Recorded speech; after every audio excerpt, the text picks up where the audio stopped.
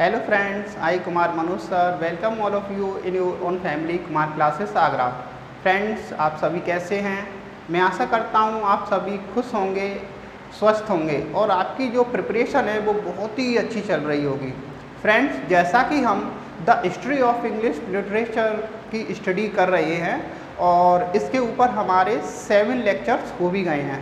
यदि अभी तक आपने वो नहीं देखे हैं तो उसे आप ज़रूर देखिएगा।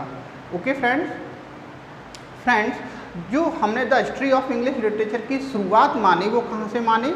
Up to 450। किससे? Up to 450। और अप टू 450 को हमने डार्क एज के नाम से जाना। इसमें कोई विशेष कार्य नहीं हुआ था फ्रेंड्स, तो इसका हमने ज़्यादा स्टडी नहीं किया। उसके बाद 450 से लेकर 1066 तक के जो पीरियड को हमने ओल्ड इंग्लिश पीरियड के नाम से जाना। किसके नाम से? Old English period. और फ्रेंड्स, इसका जो सेकंड नाम है वो क्या है? Anglo Saxon period. ओके, हमने बताया था कि एंग्लो सैक्सन पीरियड क्यों पढ़ा, कैसे पढ़ा। एंग्लो को इंग्लिश कहते हैं। ओके फ्रेंड्स, और सैक्सन कौन है? जो सैक्सोनी नामक प्लेस पर रहने वाले लोग थे उन्हें सैक्सन कहा जाता था। और जो सैक्सोनी जो प्लेस था वो कहाँ था फ्रेंड्स? जर्मनी। कहाँ पे था फ्रेंड्स? जर्मनी पर था। ओके फ्रेंड्स, उसके बाद 1066 से लेकर 1500 तक के टाइम को हमने मिडिल इंग्लिश पीरियड के नाम से जाना। किसके नाम से फ्रेंड्स? मिडिल इंग्लिश पीरियड के नाम से। और इस मिडिल इंग्लिश पीरियड को हमने 3 एजेस में तोड़ा। हाँ, जिसमें फर्स्ट जो हमने माना वो क्या माना फ्रेंड्स? 1066 से लेके 1340 तक के टाइम को हमने माना अर्ली मिडिल इंग्लिश पीरियड। क्या माना friend? Early middle English period. और इसी को फ्रेंड्स एंग्लो नॉर्मन पीरियड के नाम से जानते हैं। उसके बाद 1340 से लेके 1400 तक के टाइम को हमने एज ऑफ चौसर के नाम से जाना। क्या जाना फ्रेंड्स? एज ऑफ चौसर। हाँ, और इस एज के जो हेड थे वो चौसर थे। इनका फुल नाम क्या है फ्रेंड? जॉफ्री चौसर। जॉफ्री चौसर एक बहुत ही अच्छे विद्वान थे, जिसकी वजह से उन्हें कई निक नेम दिए, कई उन्हें नामों से पुकारा जाता है, कई उन्हें उपाधियाँ दी गई, जैसे कि the father of English literature, हाँ, the father of English poetry, हाँ, the grand father of English novels, okay, the morning star of renaissance. Okay friends, और भी उन्हें कई नामों से पुकारा गया। उसके बाद 1400 से लेकर 1500 तक के टाइम पीरियड को हमने किसके नाम से माना? Late middle English period. और फ्रेंड्स, इसको हमने बैरन पीरियड, क्या बैरन पीरियड या बैरन एज के नाम से भी जाना, क्योंकि इसमें कोई विशेष कार्य नहीं हुआ था। ओके फ्रेंड, उसके बाद 1500 से लेके 1660 के टाइम पीरियड को हमने किस नाम से जाना फ्रेंड्स? The renaissance. क्या? The renaissance. और इस द रेनेसा पीरियड को हमने कई एजेस में तोड़ा। हाँ, पहली जो एजेस था वो 1500 से लेकर 1558 तक के टाइम को हमने प्रिपरेशन एज के नाम से जाना। हाँ, इसे डाउन एज के नाम से भी जानते हैं। इसमें कोई विशेष कार्य नहीं हुआ, इसलिए हमने इसका अध्ययन नहीं किया फ्रेंड। उसके बाद 1558 से लेकर 1603 तक के टाइम को हमने एलिजाबेथन नाम से जाना। किस नाम से फ्रेंड्स? Elizabethan age. और इसे शेक्सपियरियन एज भी कहते हैं। फ्रेंड्स, यह एज जो है मोस्ट इम्पोर्टेंट है। क्यों फ्रेंड्स? इसलिए क्योंकि यह जो रेनेसा था, रेनेसा का हाई पीक था। रेनेसा इस टाइम पर अपने हाई पीक पर थी। और एलिजाबेथन एज के अन्य नाम भी हैं, जैसे उसे नेस्ट ऑफ सिंगिंग बर्ड्स के नाम से जानते हैं, गोल्डन एज के नाम से भी जानते हैं फ्रेंड्स। और भी इसके कई नेम्स हैं। आप लेक्चर देखिएगा, आपको ज़रूर अच्छा लगेगा। ओके फ्रेंड्स, और बहुत सारा सीखने के लिए मिलेगा। ओके फ्रेंड्स, उसके बाद 1603 से लेके 1625 तक के टाइम को हमने जैकोबियन एज के नाम से जाना फ्रेंड्स। क्या? Jacobian as. फ्रेंड्स यहाँ से आपको बहुत ही ध्यान से पढ़ना है, सुनना है। जैकोबियन एज किसके नाम पर पड़ा फ्रेंड्स? जेम्स फर्स्ट के नाम पर। किससे? James first. ओके, जेम्स को लैटिन में जैकोब कह देते हैं, तो जैकोब के नाम से ही जैकोबियन एज पड़ा फ्रेंड्स। ओके, उसके बाद 1625 से लेके 1649 तक के टाइम को हमने कैरोलिन एज के नाम से जाना है। किसके नाम से फ्रेंड्स? Caroline as. तो उसमें क्या होता है कैरोलिन एज, ये नाम कैसे पड़ा? जो जेम्स फर्स्ट का सन था, जेम्स फर्स्ट का सन वो था चार्ल्स फर्स्ट, और चार्ल्स फर्स्ट 1625 सन में गद्दी पर बैठा, और कब तक उसका शासन रहा? 1649 तक उसका टाइम रहा फ्रेंड्स। ओके, उसके बाद 1649 से लेकर और 1660 तक के टाइम को हमने कॉमनवेल्थ के नाम से जाना। किसके नाम से? कॉमनवेल्थ। फ्रेंड्स, जो जेम्स सिक्स था, जो स्कॉटलैंड का किंग था, हाँ, वही इंग्लैंड की गद्दी पर जेम्स फर्स्ट के नाम से बैठा। ओके फ्रेंड, और जेम्स फर्स्ट जब गद्दी पर बैठा तो उसके शासन को जैकोबियन एज के नाम से जाना गया फ्रेंड्स। उसके बाद जेम्स फर्स्ट के जो सन थे चार्ल्स फर्स्ट, जब वो गद्दी पर बैठे तो उसके शासनकाल को कैरोलिन एज के नाम से जाना। अब कैरोलिन नाम क्यों पड़ा फ्रेंड? क्योंकि जो चार्ल्स को लैटिन में कैरोलस कहा जाता है। क्या कहा जाता है? कैरोलस। और कैरोलस के टाइम को ही कैरोलिन के नाम से जाना गया। ओके फ्रेंड्स, जब कैरोलस का शासन चल रहा था तो उसके बाद कॉमनवेल्थ एज आ गई। क्या आ गई? Commonwealth age. ओके फ्रेंड्स, जो ओलिवर इंग्लैंड की गद्दी पर बैठा और मोनार्की यहाँ से चली गई। क्या हो गई? मोनार्की चली गई। तो यहाँ तक हमने स्टडी किया। ओके फ्रेंड्स, उसके बाद फिर आता है हमारा द न्यू क्लासिकल पीरियड। क्या आता है? The new classical period. Friends, जो ये न्यू है, NEW, इसका मतलब क्या होता है? नया। ओके फ्रेंड्स, तो ये कब से कब तक रहा? 1660 तक।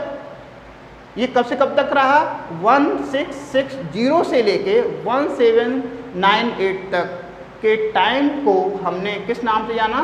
The new classical period. Friends, इस पर एक लेक्चर हो चुका है, lecture number 7 the history of English literature का। यदि वो नहीं देखा तो उसे देख लेना।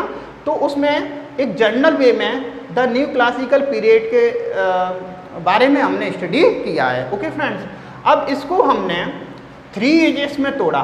कितने एजेस में तोड़ा इसको फ्रेंड्स? 3 एजेस में। फर्स्ट एज जो है वो है रेस्टोरेशन एज। फ्रेंड्स, आज हम इसी का स्टडी करेंगे, रेस्टोरेशन एज के बारे में। जो फर्स्ट इसका एज है वो है रेस्टोरेशन एज, और इसे एज ऑफ ड्राइडन के नाम से भी जानते हैं। और फ्रेंड्स, ये कब से कब तक रहा? ये 1660 से लेके 1700 तक रहा। ओके फ्रेंड्स, तक रहा। फ्रेंड्स, जो ये सन दी हुई है ये थोड़ा ऊपर नीचे हो सकता है। Okay friends, Augustan as, restoration age के बाद हम किसका अध्ययन करेंगे? अगस्टन एज का। और अगस्टन एज को किस और नाम से जानेंगे?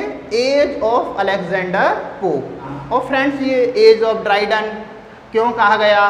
क्योंकि इस एज में ड्राइडन एक महान फिगर थे। हाँ, इनका इंग्लिश लिटरेचर में एक विशेष योगदान था, इसलिए इस एज को एज ऑफ ड्राइडन के नाम से भी जानते हैं। और जो अगस्टन एज है, इसका अगस्टन एज क्यों पड़ा ये हम आगे लेक्चर में स्टडी करेंगे। आज हमें जो स्टडी करना है रेस्टोरेशन एज हमें स्टडी करना है। और friends, age of Alexander Pope, अब इनके नाम पर ये क्यों हो गया? क्योंकि इस एज में अलेक्जेंडर पोप ने इंग्लिश लिटरेचर में एक बहुत बड़ा योगदान दिया था, इसलिए इनके नाम पर एज ऑफ अलेक्जेंडर पोप हो गया। फ्रेंड्स, जो तीसरा इसका एज है वो है एज ऑफ ट्रांजिशनल या सेंसिबिलिटी। ओके फ्रेंड्स, इसे एज ऑफ ड्राइडन के नाम से भी जानते हैं, और friends the pre romantic as के नाम से भी जानते हैं इसको। और ये कब से कब तक रहा? ये रहा 1745 से लेके 1798 तक। ओके फ्रेंड्स, क्योंकि ये प्री रोमांटिक एज की क्यों कहते हैं? क्योंकि ये रोमांटिक एज से पहले का टाइम है। ओके, इसलिए आज जो हम स्टडी करेंगे फ्रेंड्स, ये रोमांटिक प्री रोमांटिक एज है। फ्रेंड्स, हम बताना चाहेंगे रोमांटिक एज को और किस नाम से जानते हैं? Age of Wordsworth. किसके नाम से? Age of Wordsworth. हाँ, कब से स्टार्ट होता है रोमांटिक एज या एज ऑफ वर्ड्सवर्थ? वो स्टार्ट होता है 1798 से लेके। क्यों? क्योंकि 1798 में वर्ड्सवर्थ का एक great work the lyrical ballot publish हुआ। ओके फ्रेंड्स, इसलिए आज फ्रेंड्स जो हम स्टडी करेंगे वो करेंगे द रेस्टोरेशन एज या एज ऑफ ड्राइडन। अब इसे रेस्टोरेशन एज क्यों कहा गया, एज ऑफ ड्राइडन क्यों कहा गया, हाँ, इसके बारे में स्टडी करेंगे। फ्रेंड्स, ये मोस्ट इम्पोर्टेंट है, इसे जरूर देखिएगा और समझने की कोशिश करें और अपने नोट्स जरूर बनाएं। ओके फ्रेंड्स, तो ये कब से कब तक रहा रेस्टोरेशन एज? 1660 से लेकर 1700 तक यह टाइम को क्या कहा गया? Restoration age. तो फ्रेंड्स, सबसे पहले तो हम ये जानेंगे इसे रेस्टोरेशन एज क्यों कहा गया। अब रेस्टोरेशन मतलब रीस्टोर होना, किसी चीज़ का रीस्टोर होना। मैं एक जनरल वे में बता दूं आपको, जो चार्ल्स फर्स्ट थे, कौन थे? चार्ल्स फर्स्ट, जिनके नेम पर कैरोलिन एज पड़ा। हाँ, कैरोलिन एज, समझ में आया? तो उनको एग्जीक्यूट कर दिया गया। क्या कर दिया गया? एग्जीक्यूट कर दिया गया। और फिर उसके बाद कॉमनवेल्थ एज आ गई, जैसे पेरिटन के नाम से भी जाना गया। ओके फ्रेंड्स, और वो कब से कब तक रहा? 1649 से लेके 1660 तक। ओके फ्रेंड्स, तो जब चार्ल्स फर्स्ट को जब एग्जीक्यूट कर दिया गया और कॉमनवेल्थ आ गई फ्रेंड्स, उसके बाद मोनार्की फिर वापस लौटी। क्या हुआ? मोनार्की फिर वापस लौटी, क्योंकि चार्ल्स फर्स्ट का सन चार्ल्स सेकंड आया और इंग्लैंड की गद्दी पर बैठा। ओके फ्रेंड्स, ये कैरोलिन एज और ये रेस्टोरेशन एज के बीच में जो एज रही वो क्या रही थी? न्यू क्लासिकल पीरियड से पहले कॉमनवेल्थ एज। क्या रही? Commonwealth age. ओके फ्रेंड्स, उसमें एक संसद थी। क्या थी? संसद। उसमें राजाशाही नहीं थी, उसमें ज़्यादातर कार्य किसके माध्यम से होते थे? संसद के माध्यम से। और जो किंग होता है वो तो निरंकुश होता है फ्रेंड्स, उसमें ऐसा नहीं था। ओके फ्रेंड्स, तो यदि आपने जो न्यू क्लासिकल पीरियड का जनरल स्टडी नहीं देखा है तो उसे थोड़ा देख लेना, अच्छी तरह से आपके समझ में आएगा। ओके फ्रेंड्स, तो सबसे पहले हम ये जान लें कि रेस्टोरेशन एज क्यों आई। अभी मैंने बताया मोनार्की फिर वापस आ गई, जो राजाशाही थी वो दोबारा आ गई। और कैसे आई? कौन बैठा गद्दी पर इंग्लैंड की? वो था चार्ल्स फर्स्ट का सन चार्ल्स सेकेंड। और कब गद्दी पर बैठा हुआ इंग्लैंड की? 1660 पर। कब? 1660 पर। ओके फ्रेंड्स, चलो देखते हैं। The term restoration is used, जो टर्म है रेस्टोरेशन उसे यूज किया जाता है किसके लिए? फॉर रिटर्निंग ऑफ मोनार्की, राजतंत्र या राजाशाही या मोनार्की के रिटर्निंग होने के लिए रेस्टोरेशन एज का प्रयोग किया जाता है। इन ब्रिटेन, किसमें? Britain. Okay friends, Britain, England, in 1660 when Charles II,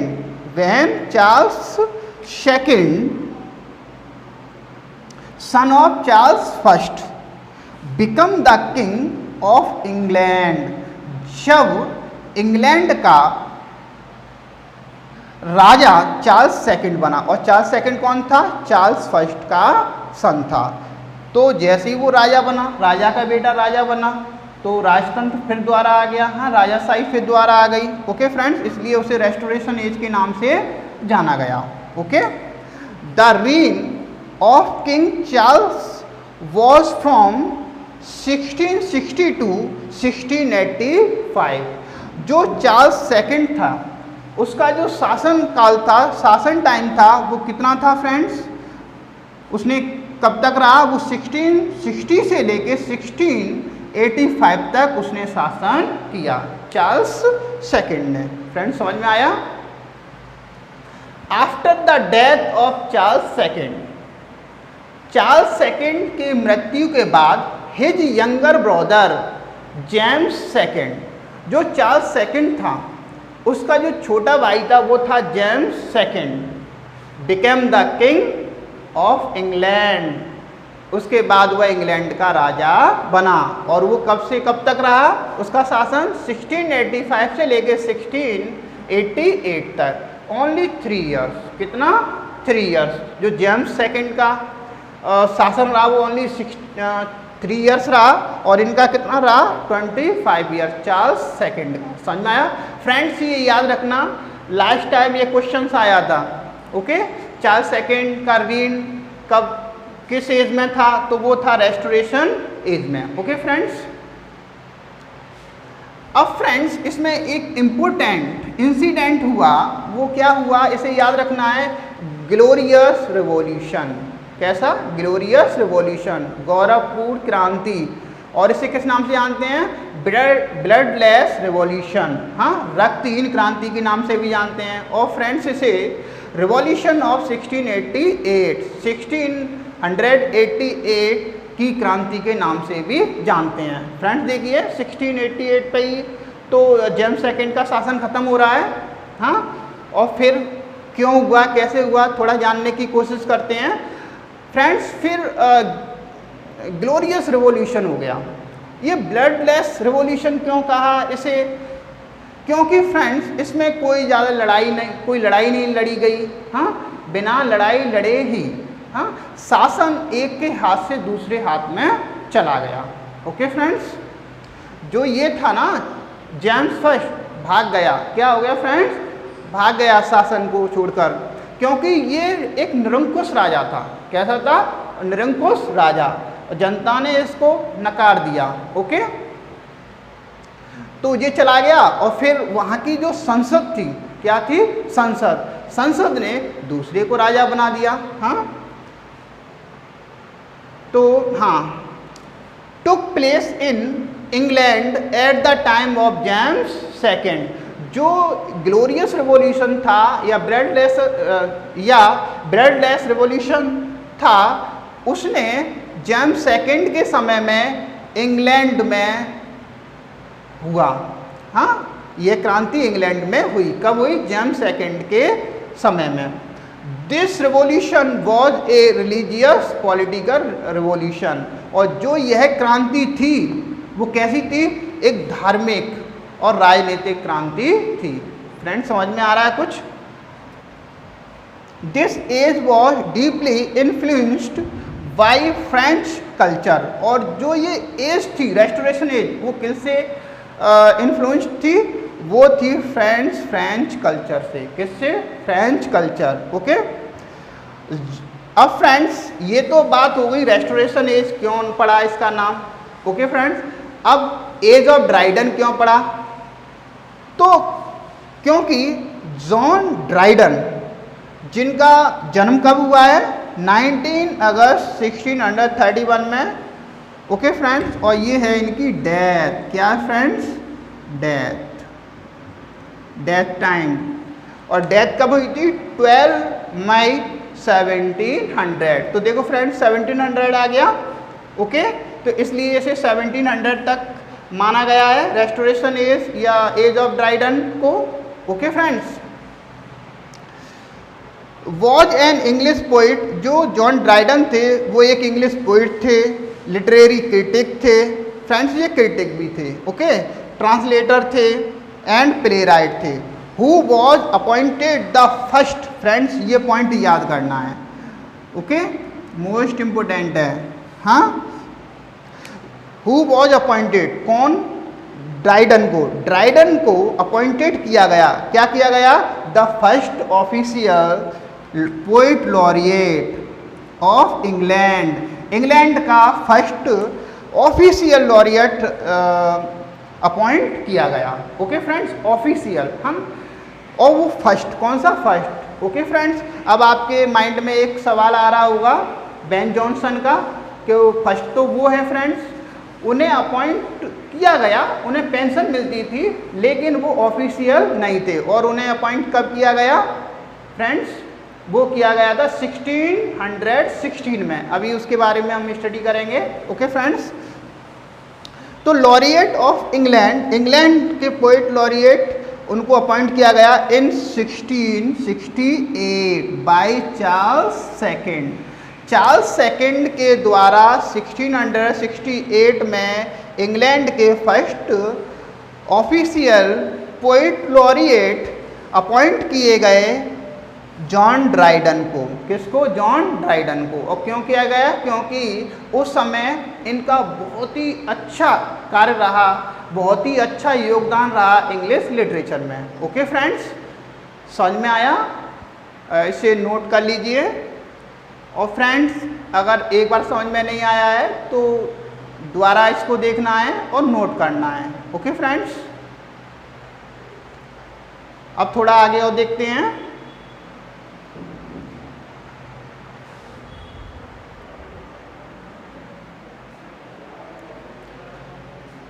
okay friends, आगे देखते हैं। तो अभी हमने ये जाना कि जो इंग्लैंड के द फर्स्ट पोइट लॉरिएट जो बने थे, ऑफिशियल पोइट लॉरिएट, वो कौन थे फ्रेंड्स? ड्राइडन। ओके, थोड़ा और जानते हैं। The origin of the laureateship date back to 1616। जो पोइट लॉरिएटशिप की जो डेट ओरिजिन है वो क्या है? 1660 है फ्रेंड्स। कितना है? 1616। फ्रेंड्स, आइए आगे और देखते हैं। The origin of the laureateship date back to 1616। जो ये लॉरिएटशिप की जो डेट है वो क्या है? 1616। बोलिए कौन सी डेट है? लॉरिएटशिप की ओरिजिन की। Okay friends, when a pension was provided to Ben Jonson. जब बेन जॉनसन को पेंशन प्रोवाइडेड कराई गई। ओके फ्रेंड्स, समझ में आ रहा है? तो फ्रेंड्स, अच्छा ये बताइए कि 1616 में कौन सी एज चल रही थी? कौन सी एज चल रही थी? हाँ, एलिजाबेथन एज। कौन सी चल रही थी friends? Elizabethan age. Elizabethan age. तो इस एज में एलिजाबेथ फर्स्ट शासिका थी। ओके फ्रेंड्स, तो उन्होंने जो पेंशन दी फर्स्ट टाइम लॉरिएटशिप के लिए, वो किसको दी थी? बेन जॉनसन को। लेकिन ये ऑफिशियल अपॉइंटेड नहीं थे। ओके फ्रेंड्स, यहाँ से ये लॉरिएटशिप की जो ओरिजिन हुआ है, क्या हुआ है? ओरिजिन। लेकिन but the first official holder of position was Dryden, appointed in 1668 by Charles second. लेकिन जो ऑफिशियल रूप से पोइट लॉरिएट जो अपॉइंट किए गए वो कौन थे? जॉन ड्राइडन को। किसको फ्रेंड्स? जॉन ड्राइडन को। बात समझ में आ गया? हाँ, ये डेट याद रखना है 1668। ये मोस्ट इम्पोर्टेंट है, ये याद आ जाता है। यदि क्वेश्चन आता है कि ऑफिशियल पोइट लॉरिएट कौन थे फर्स्ट, तो वो है जॉन ड्राइडन। ओके फ्रेंड्स, लेकिन जो लॉरिएटशिप जो दी गई फर्स्ट टाइम वो किसको दी गई थी? बेन जॉनसन को। और यहाँ किसका शासन है फ्रेंड्स? चार्ल्स सेकंड का। और हम जो स्टडी जो कर रहे हैं वो कर रहे हैं न्यू क्लासिकल पीरियड। और न्यू क्लासिकल पीरियड को हमने 3 कैटेगरीज में तोड़ा है। और फर्स्ट कैटेगरी जो चल रही है वो कौन सी एज चल रही है? Restoration age. ओके फ्रेंड्स, और इसे हम एज ऑफ ड्राइडन के नाम से भी जानते हैं। अब पता चला कि एज ऑफ ड्राइडन के नाम से क्यों जानते हैं? क्योंकि फ्रेंड्स इनका इंग्लिश लिटरेचर में बहुत बड़ा योगदान है। और उस योगदान को देखते ही चार्ल्स सेकंड ने इनको फर्स्ट ऑफिशियल लॉरिएट अपॉइंटेड किया। ओके फ्रेंड्स, आगे देखते हैं। फ्रेंड्स, मोस्ट इम्पोर्टेंट पॉइंट है, इसे नोट करना है। Father of English literature criticism. Father of English literature criticism कौन है फ्रेंड्स वो हैं जॉन ड्राइडन। कौन है? John Dryden. इसको याद रखना है फ्रेंड्स। और ये जो हैं वह फादर हैं किस चीज़ के? इंग्लिश क्रिटिसिज्म के। ओके फ्रेंड्स, इसीलिए तो इस रेस्टोरेशन एज को और किस नाम से जाना जाता है? हाँ, क्रिटिसिज्म के नाम से। ओके, ये पूरे को फ्रेंड्स इसके जो द न्यू क्लासिकल पीरियड है इसके ये भी नेम है। ओके फ्रेंड्स, इसके अंडर में ही तो हैं, तो इसको याद करना है। Okay friends, the first poet laureate in England, England का जो फर्स्ट पोइट लॉरिएट कौन है? अभी हमने पढ़ा है वो है जॉन ड्राइडन। ओके, लेकिन फर्स्ट जो पेंशन दी गई है, लॉरिएटशिप दी गई है, वो किसको दी गई है? Ben Jonson. फ्रेंड्स एक कन्फ्यूजन हटा लीजिए, ये बेन जॉनसन अलग हैं और एक डॉक्टर जॉनसन अलग हैं। इसमें स्पेलिंग में डिफरेंट है, देखो JONSON, ये अलग हैं। ओके फ्रेंड्स, और वो अलग हैं जो डॉक्टर जॉनसन या सैमुअल जॉनसन के नाम से फेमस हैं, ये अलग है। ओके, ये जॉनसन अलग हैं, डॉक्टर जॉनसन। ओके फ्रेंड्स, इसमें H है, इसमें H नहीं है, विशेष ध्यान रखना है ये वाला। Dryden was famous for as political satire, और जो ड्राइडन थे वो किसके लिए फेमस थे? अपने पॉलिटिकल सैटायर के लिए बहुत फेमस थे। ओके फ्रेंड्स, अब इस एज के प्रोमिनेंट फिगर्स देखते हैं, प्रोमिनेंट ऑथर्स देखते हैं। इस एज में कौन कौन से प्रोमिनेंट ऑथर्स थे, मुख्य ऑथर्स थे? आइए फ्रेंड्स, जॉन बनियन। कौन फ्रेंड्स? जॉन बनियन मोस्ट इम्पोर्टेंट, और इनकी जो फेमस वर्क है वो है pilgrims progress. Pilgrims progress friends, TGT या PGT में हर बार ये क्वेश्चंस आता है, हर बार। कभी पूछ लेता है जॉन बनियन का जो वर्क है इसमें से कौन सा है। ओके फ्रेंड्स, ये नाम बहुत इंपॉर्टेंट है, ये याद रख लेना है। और कभी कभी ये पूछता है कि पिलग्रिम्स प्रोग्रेस के जो राइटर हैं वो कौन है? जॉन बनियन है। और ये कब पब्लिश हुआ? 1678 में आया है फ्रेंड्स। ओके, उसके बाद जो है वो है विलियम कॉन्ग्रीव। ये भी मोस्ट इंपोर्टेंट है फ्रेंड्स, विलियम कॉन्ग्रीव। इन्हें क्या कहा जाता है? The representative dramatist of new classical period. यह न्यू क्लासिकल पीरियड के रिप्रेजेंटेटिव ड्रामाटिस्ट हैं। ओके फ्रेंड्स, और इसके ड्रामास को देख लेते हैं। इसमें से कभी कभी पूछ लिया जाता है ये किसका ड्रामा है? फर्स्ट ड्रामा इनका जो है the old bachelor, old bachelor. और फ्रेंड्स कब आया था? 1693 में। सेकंड है द डबल डीलर, ये 1694 में फ्रेंड्स। और लव फॉर लव ये 1695 में। फ्रेंड्स ये एक सीक्वेंस चल रहा है ना। और द मॉर्निंग ब्रीज, और ये 1697 में, इसमें एक बढ़ा के है। और the way of the world ये है 1700 में। और फ्रेंड्स और देखते हैं इसके prominent authors. Thomas Hobbes. Friends कौन है ये? Thomas Hobbes. किससे हैं? Restoration age, new classical period. Okay friends, Samuel Pepys, Samuel Pepys ये एक फेमस डायरिस्ट, ये एक फेमस डायरिस्ट हैं। क्या है? डायरिस्ट, डायरी लिखने वाले डायरिस्ट। ओके फ्रेंड्स, अफ्रा बेहन, अफ्रा बेहन the first English women writer. First English women writer कौन है फ्रेंड्स? वो हैं अफ्रा बेहन। ओके फ्रेंड्स, इसे याद रखना है। लेक्चर अच्छा लगा नोट कर लीजिए।